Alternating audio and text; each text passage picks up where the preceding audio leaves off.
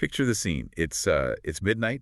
The cameras are flashing just like strobe lights against these heavy iron gates of a sprawling seaside estate. Oh, total chaos. Right. And the entire global rumor mill is completely paralyzed in this state of suspense. And meanwhile, across the ocean in London, you've got a future king literally sitting by a radio microphone, publicly holding his breath for a golden ticket. Well, a former Duchess is, quietly maneuvering all her Hollywood connections just to land on that exact same guest list. A royal twist just entered the Taylor Swift wedding story. And just like that, Hollywood, and honestly the entire world, has a new obsession. It's just a profound collision. I mean, we are watching pop culture, ancient monarchy, and this entirely new kind of global power just, intersect in real time. Welcome to Starscope Report. Join us as we uncover Hollywood drama, music industry shakeups, and viral influencer scandals. From red carpet surprises to social media controversies, we dive deep into the stories behind the fame. And today's deep dive is, well, it's incredibly layered. We have a stack of sources today that might actually seem totally unrelated at first glance. We've got celebrity gossip staples, TMZ, Variety, Laney Gossip. Right. But we are combining those with this massive, highly detailed academic paper from the Oxford Research Encyclopedia. Yeah, the underlying architecture of fame has completely changed, and you really couldn't ask for a better magnifying glass than this specific wedding to understand how power actually operates today. Exactly. Our mission today is to cut through the absolute noise of the intensely rumored Taylor Swift and Travis Kelce wedding. We want to untangle the venue chaos, explore this wild royal drama suddenly surrounding the guest list, and like you said, connect it all to this fascinating academic theory. We're basically going to explore how modern celebrities have essentially, replaced our global politicians. So, TMZ and the fans are currently losing their minds over a venue, which is definitely where we need to start. The wedding rumor machine is completely breaking the internet, but the core irony here is that nobody actually knows where the aisle is going to be. No idea.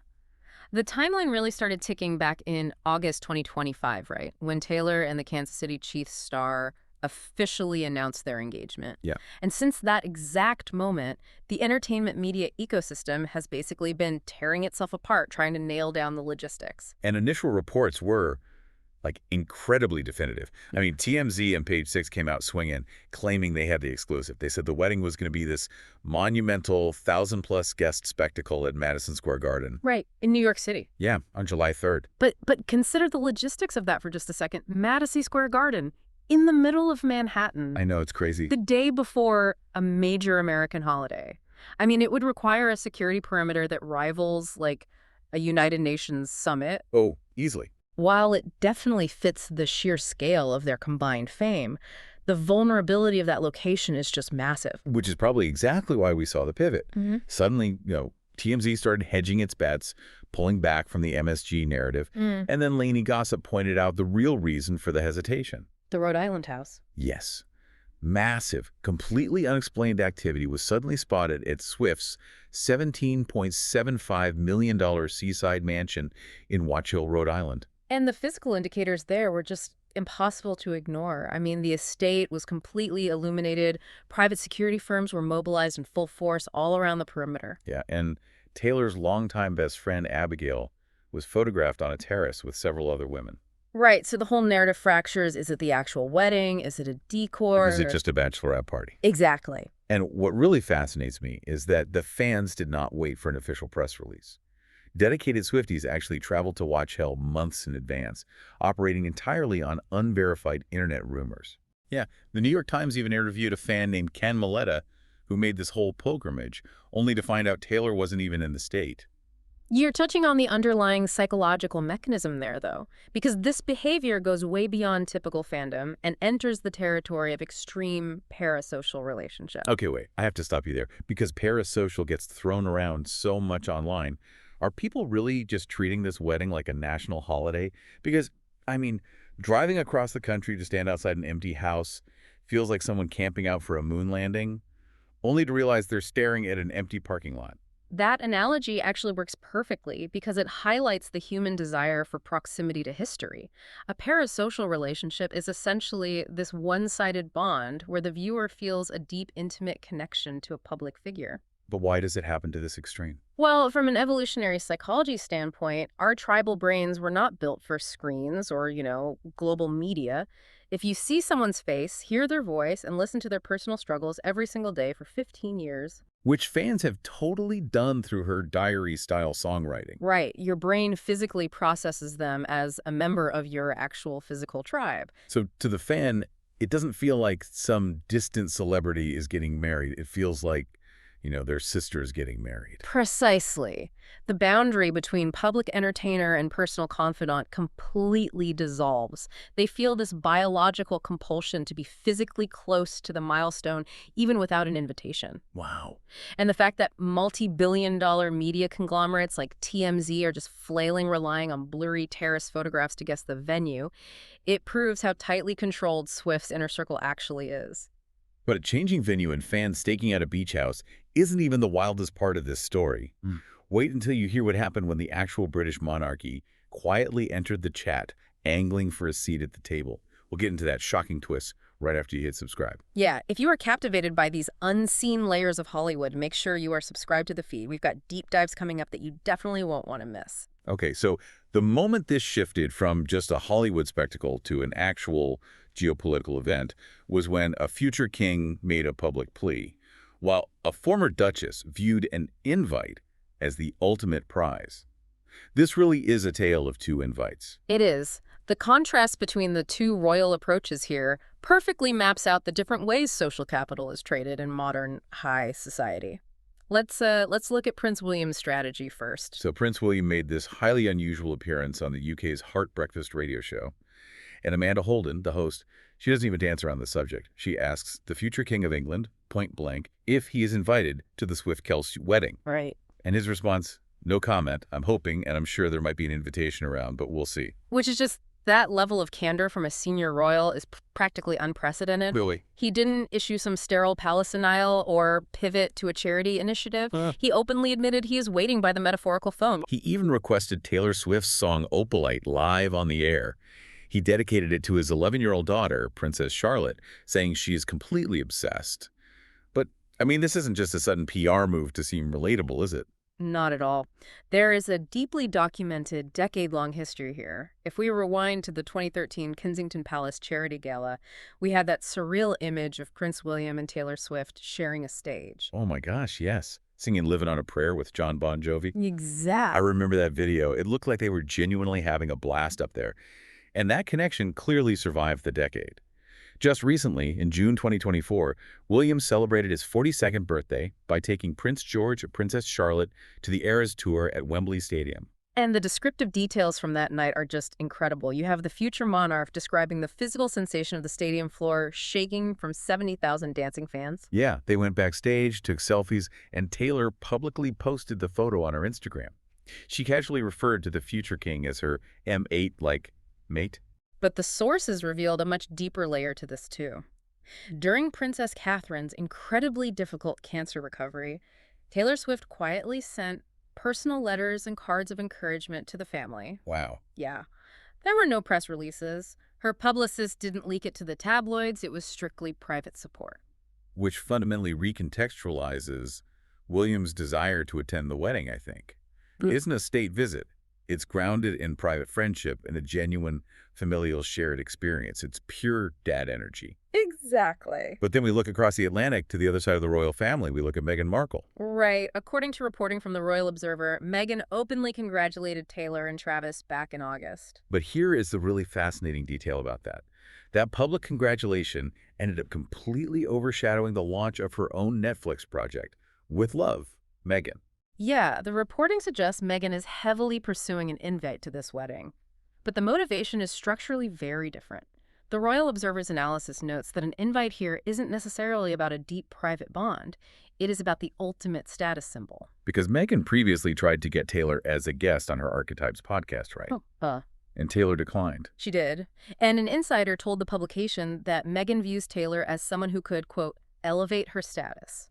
In the brutal hierarchy of Hollywood networking, Taylor is seen as the ultimate prize because her cultural influence is simply unmatched. Wait, let me push back on this for a second. We are talking about the British royal family here.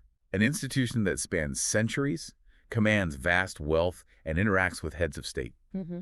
Are we seriously suggesting that literal royalty views a pop star's wedding invite as their ultimate validation? Like, is the hierarchy shifting that much? I actually look at it as a complete inversion of the traditional power dynamic. Historically, the crown anoints the celebrity, right? An artist would wait their whole life for a royal command performance or a knighthood to validate their legacy.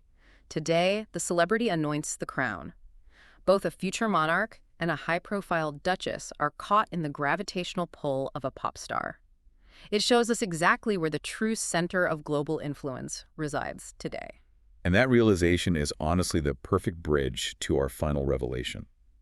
Later in this deep dive, we are going to uncover the exact science of why Taylor Swift currently holds more global power than most world leaders. Stick around. And just a quick reminder for you listening, if you are fascinated by these hidden power structures behind pop culture, hit that subscribe button so you never miss an update. So we've broken down the chaos of the venue hunt, and we've analyzed the royal family practically lining up for RSVP cards. Now we have to ask the critical question, why? How does a singer command this level of global deference? Right. And the answer is that celebrities aren't just entertainers anymore. They've essentially become our new global politicians. To truly understand the mechanics of this, we need to dive into this brilliant academic paper from the Oxford Research Encyclopedia of Communication, authored by Mark Wheeler. He outlines a massive cultural shift in how modern society assigns moral authority. And just a quick note as we dive into the specific political figures Wheeler analyzes, I want to be clear that we are looking purely at the mechanics of influence here. The Oxford paper analyzes this objectively, and we are just examining the science of how modern figures capture the public's trust. We aren't taking sides on where they sit on the political spectrum. Exactly. So the paper points out that for decades, critics dismissed celebrities who engaged in politics as a symptom of style over substance.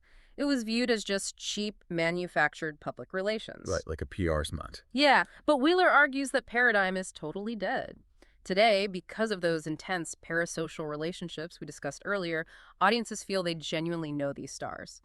And because of that perceived intimacy, the public grants them an authenticity and a moral authority that used to belong strictly to charismatic, traditional political leaders.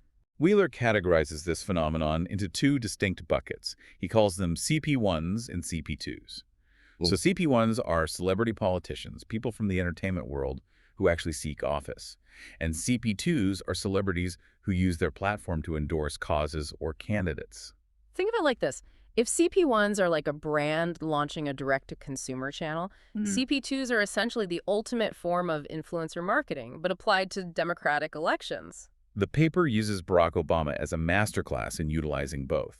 It outlines how Obama used CP1 tactics by bypassing traditional political gatekeepers, skipping the Sunday morning news shows and instead going on Jon Stewart's Daily Show. Right. He heavily utilized emerging platforms at the time, like MySpace and YouTube, to build a really personal, authentic narrative. But his use of CP2 power is where the math gets genuinely staggering. Wheeler cites research showing that Oprah Winfrey's endorsement during the 2008 Democratic primary brought Obama an estimated 1 million votes. 1 million votes. 1 million. From a daytime television host. I mean, how does a researcher even quantify that? And more importantly, how does a TV host actually move 1 million votes? Well, they measure it by tracking polling surges in areas where Oprah's viewership and magazine circulation were highest, isolating her influence from other campaign factors. But as for how it all comes back to the parasocial bond, Right. millions of people invited Oprah into their living rooms every afternoon for decades. They trusted her judgment as if she were a family member. When she vouched for Obama, it wasn't processed as a political endorsement. It was a character reference from a deeply trusted friend. Wow. Then the paper shifts to Donald Trump, looking at how he leveraged massive pre-existing celebrity capital. I mean, he spent 14 seasons in living rooms on The Apprentice and made highly visible appearances in the WWE. He established a brand of being the ultimate decisive boss. But the crucial mechanism was his use of Twitter, the @RealDonaldTrump account. By communicating directly with unfiltered and often controversial language, he completely bypassed the traditional media filter. Right, he didn't sound like a politician reading a focus group press release. Exactly the point the paper makes. That unfiltered nature established an intense, perceived authenticity with his base. It allowed him to project himself as the ultimate anti-establishment outsider, forging a direct emotional link with voters who felt ignored by conventional, polished political rhetoric. But the paper also goes across the pond to the UK and introduces a completely different concept with left-wing Labour leader Jeremy Corbyn. Wheeler calls Corbyn the ultimate uncelebrity. What does an uncelebrity actually look like? Corbyn is a fascinating study in what the paper calls affective capacity, which is the ability to embody and absorb the emotional sentiments of an audience. Okay. Corbyn wasn't slick. He wore ill-fitting suits, he was plain-spoken, and he completely lacked traditional polish. But in an era where polish feels like deception, his unwavering consistency felt incredibly authentic. He used social media to bypass a press that was largely hostile to him, and he built this passionate grassroots fan base that acted more like a fandom than a constituency. It was pure affective capacity. The fans literally chanted his name to the tune of the White Stripes' Seven Nation Army at massive outdoor rallies. Oh, I remember that. Yeah. He teamed up with huge grime music artists like Stormzy to legitimize this insurgency movement to younger voters. So what ties Obama, Trump, and Corbyn together in this academic analysis is that they all bypassed traditional institutional structures. They built a direct, emotional, parasocial bond with their audiences. They understood that power no longer trickles down from institutions, it flows up from fandoms. Which brings us all the way back to the rumored wedding in Rhode Island. How does Mark Wheeler's Oxford paper explain why the entire globe is hyperventilating over Taylor Swift's guest list? Because Taylor Swift currently possesses the highest level of affective capacity on the planet. Right. She embodies the emotional sentiments of her audience so perfectly and on such a massive global scale that her cultural power rivals and arguably exceeds traditional political power. I mean, think about it.